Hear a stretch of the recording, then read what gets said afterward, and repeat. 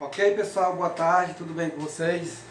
Espero reencontrá-los, todo mundo bem, seus familiares, e dizer que esse negócio vai passar, se Deus quiser, já está passando.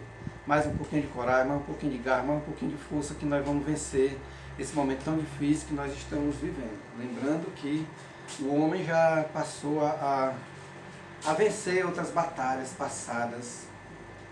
Nós vencemos a poliomielite, né, pessoal?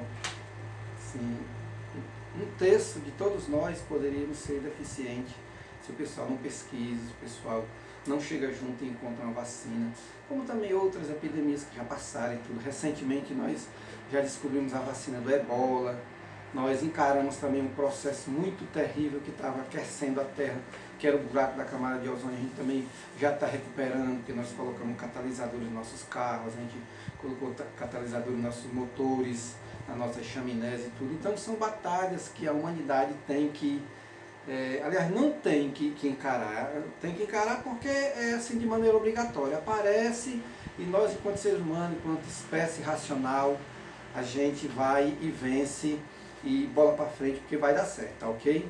E as nossas aulas também vai ser bola para frente, porque o Enem vai estar aí, o Enem não para. E também o terceiro ano já é justamente o ano mor, o ano decisivo para você conseguir os objetivos e você tocar a vida para frente. Não nos esqueçamos que futuramente a gente está precisando de médicos, advogados, engenheiros, cientistas, pesquisadores, e essa seara vai sair do meio de vocês. Eu estou aqui para fazer um pouco de esclarecimentos para ajudar nesse projeto de vida de vocês, tá ok, pessoal? Então vamos para frente, né? Dando continuidade ao processo de globalização, que nós falamos em aulas passadas, que é justamente o processo de interdependência entre os países através dos meios de comunicação e transporte, em que esses países ficaram entrelaçados, interconectados. Esses países dependem uns do outro, assim, pela questão do cordão umbilical social, vamos dizer assim, nenhum vive hoje sem o outro e tudo. Um exemplo muito grande é essa tragédia que nós estamos vivendo, que começou lá na China e se expandiu no meio do mundo. Um exemplo muito grande é os canais de televisão que mostram uma partida de futebol naquele exato momento, uma catástrofe naquele exato momento, ou qualquer coisa de notícia boa, notícia ruim, tudo vem na íntegra, porque o mundo ele está conectado, o mundo é byte, o mundo é uma única cultura voltada para a cultura net, para essa cultura da infovia, do sistema dos fluxos de comunicação, gerenciado pelo sistema de economia mundo, em que as empresas multinacionais que gerenciam a produção mundial. Isso tem fatores positivos e tem fatores negativos, conforme nós já falamos, né? Nós temos também alguns países que estão na vanguarda desse processo de globalização, que é os Estados Unidos, a Europa, o Japão e agora a China, entendeu? É eles que gerenciam os fluxos de capitais do planeta, através de empréstimos econômicos, do FMI, do Banco Mundial. Tudo isso é esse mundo que nós estamos vivendo agora, um mundo altamente interconectado, de uma cultura única, global, universal, que é a cultura justamente midiática, em contraponto com as culturas locais, que ainda permanecem tipo as culturas locais de cada lugar específico que existe, de cada comida que existe em qualquer parte do país, cada dança que existe, cada maneira de vestir, usar, etc, etc. Então nós vivemos esse mundo global e também esse contraponto com as culturas locais, e isso não deixa de ser o processo de globalização. É um sistema de economia mundo, né? Então nós temos aqui esse capitalismo globalizado. O capitalismo globalizado, ele funciona pela volatilização dos capitais, ou seja, são capitais que chamamos capitais voadores, ou capital motel, o capital que chega, passa a noite, de manhã vai embora. Você não tem assim um investimento que garanta assim, eu vou construir essa fábrica aqui no Brasil, vou colocar Coca-Cola aqui no Brasil e ela vai perdurar por 100, 200 anos, uma vida inteira. Não. Depende do fluxo de capitais, de entendimento, de informações que esses países têm com o outro. E isso nós chamamos a volatilização dos capitais. O que é volatilização? Se você pegar a garapa da cana, o caldo da cana, ela tem 4 componentes. Ela tem o açúcar, ela tem o vinhoto, ela tem o álcool e ela tem a água. Aí você coloca esse caldo da cana para ferver Aí o primeiro que vai embora, que evapora daquela solução, na caldeira do engenho, é justamente o álcool. Aí o álcool é mais volátil, ele voa mais rápido, ele sai mais rápido. Aí nós temos uma mistura de 3 elementos. A água, o vinhoto, né, que é uma espécie de vinagre, né, que serve muito para a questão de adubar as plantas, e temos o açúcar. Né? Com o aumento do aquecimento, aí a água vai embora. Aí agora nós só temos o açúcar e o vinhoto. Maior aquecimento, o vinhoto vai embora e bem no fundo da caldeira vai ficar a rapadura, vai ficar o açúcar. Então, é um capital voador, isso aí tem uma metáfora dos elementos mais voláteis, de uma mistura, que compara esses capitais, esses fluxos de investimento. Logicamente, eu estou falando da dinheirama do FMI, que investe no mundo, eu estou falando da dinheirama dos Estados Unidos, do Banco Mundial, dos euros e dos dólares, que realmente voa pelo mundo e faz investimento. Aí ele pousa de acordo com algumas vantagens que ele apareceu, ele vai embora. Ele pode fazer um investimento hoje de 10 trilhões no Brasil, mas dependendo de algumas situações aqui, ele pode ir embora amanhã e quebrar o país. É por isso que vocês escutam que países por aí quebra.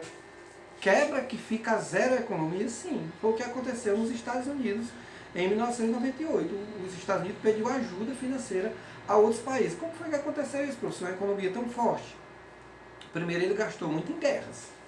Você sabe que um país que se gasta muito em guerras não tem um retorno de imediato. É diferente de você investir na indústria, pessoal. O que é que tem uma guerra?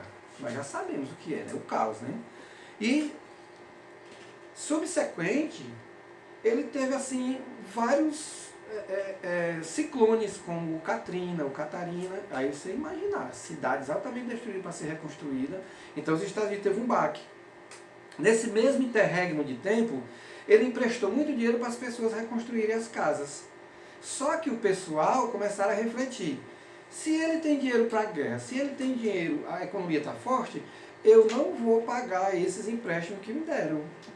Aí o governo norte-americano, o banco, entendam, o Banco Federal americano tinha que pagar quem? Tinha que pagar a indústria do cimento, a indústria da telha, a indústria da tinta, a indústria das trancaduras das casas, das dobradiças das casas, das portas. Não pagando, porque o povo não repôs essa situação, as empresas passaram o quê? Passaram a migrar, sair daquele país em busca de outros que, ora, elas pudessem fazer os investimentos e eles pudessem cumprir com os seus compromissos. Moral da história: o Brasil, a Argentina, a Europa, o Japão teve que injetar dinheiro no Banco Federal norte-americano para que ele conseguisse pagar as multinacionais atrelada ao ramo da construção civil, para que essas empresas voltassem e certamente a economia norte-americana que seguisse o seu rumo. Veja bem, até o Brasil teve que dar dinheiro, doar dinheiro para a economia norte-americana. Sim, porque se os Estados Unidos quebra, quantas empresas não são parceiras em caráter global do Brasil? Vamos pegar só a Coca-Cola, por exemplo. Ah, mas o que tem a ver a empresa de construção com a Coca-Cola? Porque elas são todas interligadas. As empresas de construção civil precisam das empresas transportadoras, precisa de um asfalto, precisa da empresa de petróleo, aliás, dos combustíveis para se movimentar. Tudo é interligado, interconectado, interlaçado, pessoal. Então, gerou a essa situação. Portanto, o governo, os governantes do planeta têm que manter o país em uma linha de credibilidade, em uma linha digamos assim, de estar limpo com seus investimentos, de estar assim em dia com as suas contas. Porque esse capital volátil, ele voa, ele pousa e ele vai embora, ele vai embora. Ele pousa, mas ele vai embora. Então, para que ele pouse, tem que ter uns investimentos instáveis. Esses investimentos instáveis, pessoal, é que pode ser hoje e não pode ser amanhã. Ele pode ser, a empresa pode vir automaticamente com toda a força, mas amanhã pode ir embora, contanto que a Argentina ofereça melhores condições, o Chile ofereça melhores condições, o México ofereça melhores condições. Então são os investimentos estáveis.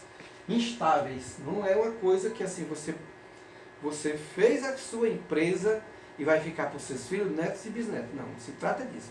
Essa empresa só tem vida naquele país se realmente as coisas estiverem funcionando de acordo com as regras do mercado. E quem são essas regras do mercado? Tem que aparecer leis que garantam as liberdades individuais. Essas liberdades individuais, pessoal, apareceu a Lei Maria da Penha, o pessoal pensando que o Brasil estava ficando democrático, estava ficando bondoso para com as mulheres. Não. As mulheres estão estudando muito, estão conseguindo vaga no mercado de trabalho e os seus patrões não querem que ela chegue traumatizada, não quer que ela chegue machucada em casa. Então o grande capital pediu que deputados, senadores aqui aprovassem uma lei que protegesse as mulheres, porque não estão protegendo as mulheres, estão protegendo a mão de obra. A mesma coisa acontece com respeito às liberdades aos homossexuais, ao público homoafetivo. Nós temos declaradamente 25 milhões de homossexuais.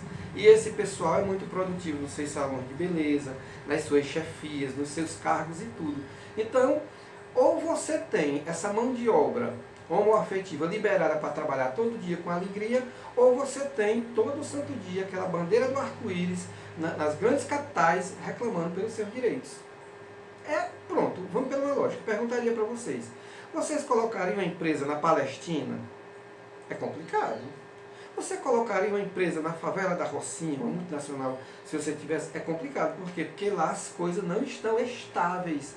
A política, o sossego social, o respeito às pessoas, não existe. Essas pessoas primeiro vão lutar pelo seu direito, para depois ela pega uma bata e vai trabalhar em paz. Olha aí como a situação é, no mínimo, complexa, né? Tem que ter estabilidade política. O que é estabilidade política? 3 poderes funcionando, poder executivo, legislativo e judiciário. Tem que ter as leis que garantam a proteção das empresas, a proteção do cidadão. Não tem que ter governos autoritários, um governo que fira os direitos humanos, um governo que quebra um pouco dessa sistemática ambiental. Portanto, tem que ter essa estabilidade política. Como eu volto mais uma vez à Palestina. A questão da Palestina, nós temos um país brigando um povo brigando para se ter um país, e os bombardeios são muito grandes, e está com mais de 60 anos que não existe a estabilidade política na Palestina e Israel. Não existe essa estabilidade política na Síria, porque tem uma guerra. Não existe agora na Venezuela. Enfim, esses países eles são isolados do mundo produtivo. Nós chamamos esses países de estados falidos. Por quê? Porque ninguém vai investir lá, porque não tem fundamento. As pessoas estão em guerra, estão em conflito. Como é que vai funcionar o shopping? Como é que vai funcionar uma partida de futebol? Tá ok? Tem que ter também a moeda forte, que é o caso do nosso real, uma moeda que possa comprar, que possa vender no mercado internacional, que ela não fique assim, $1 custa R$20. Como é que você vai ter um salário de R$1.000, tendo um dólar custando R$20, assim, uma moeda altamente desvalorizada? Então faz-se necessário que essa moeda também seja forte, mas para que uma moeda seja forte é necessário que o governo tenha tecnologia, tenha produtos, tenha indústria funcionando direito, povo comprando, povo formado, tecnologia andando. Uma moeda forte não é só você fazer dinheiro, você fazer papel. Tem que ter um contexto econômico, político, tecnológico para reforçar essa economia. Por isso que a importância de vocês se formarem. Tá ok? Essas exigências do mercado internacional pede-se uma economia verde, que tenha assim, um movimento sustentável, que se preserve a Amazônia, que se preserve os rios. Inclusive os produtos hoje, por si só, eles fiscalizam isso, né? O pessoal bota lá assim, as tagas assim, isso aqui tem o selo e tal do Greenpeace, isso aqui as técnicas de produção são sustentáveis. Isso aí já é uma fiscalização a essa situação, certo? Tem que ter uma flexibilidade, pouca burocracia. Nós temos aqui, pessoal, que assinar 200 não sei quantos milhares de pedido, de mandato, de limpeza de CPF. Assim, aí dá um trabalho muito grande a gente abrir uma empresa aqui. Assim, eu acredito que apresente 14, 15, 16 exigências, na França 3, na Inglaterra 2, entendeu? Então essa burocracia, que é essa questão da documentação, assim, vamos por exemplo, quantos documentos nós temos que poderiam, 2 já resolver a situação? Nós temos carteira de trabalho, carteira de motorista, carteira para tudo quanto é no mundo. Então isso trava um pouco que os investimentos, ao invés de encontrar essas grandes dificuldades para ele colocar suas empresas, ele vai para outro país que seja mais flexível. Então, é bom se atentar a isso, né? Os governantes a oferecer subsídios, entendeu? Água, rodovias, energias, isenção de impostos, entendeu? Para que venha esse fluxo de capitais, para que o FMI empreste dinheiro. É necessário que tenha também a questão do combate à corrupção, porque não adianta entrar dinheiro aqui e as pessoas desviarem esse dinheiro e não ter os investimentos, entendeu? Principalmente no combate à corrupção. Vamos para uma lógica. Você que está aí me assistindo, você não iria colocar uma empresa, uma indústria sua, num país em que a corrupção é grande, há o desvio de dinheiro e tudo. Tipo assim, você não coloca a raposa para pastorar suas galinhas, nem você arranja o morcego para pastorar o seu imóvel. O hemócio. Se você colocar o morcego no hemócio, você vai tomar conta do sangue todinho, né? E por último, pessoal, os governantes têm que se dar bem, têm que fazer os encontros, os fóruns internacionais, deve ter um ambiente de paz, um ambiente de harmonia, um ambiente de conjunção de ideias, seja ela políticas, religiosas, econômicas e tudo.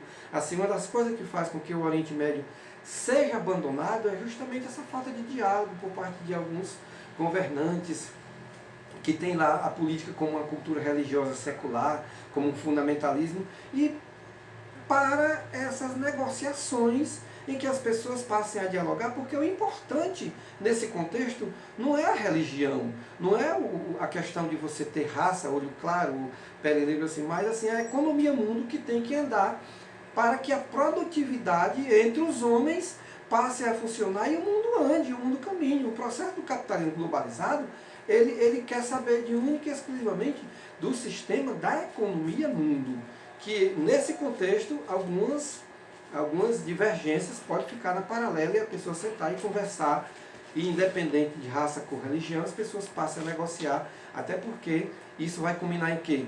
No processo produtivo dos trabalhadores do mundo capitalista global, de um modo geral. Tá ok, pessoal?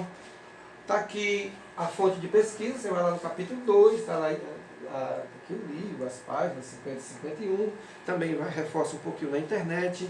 Se cuidem, espero que esse esclarecimento tenha servido para vocês, para o aprendizado de vocês, e Deus abençoe todos nós, e vai dar tudo certo, se Deus quiser. Um abraço.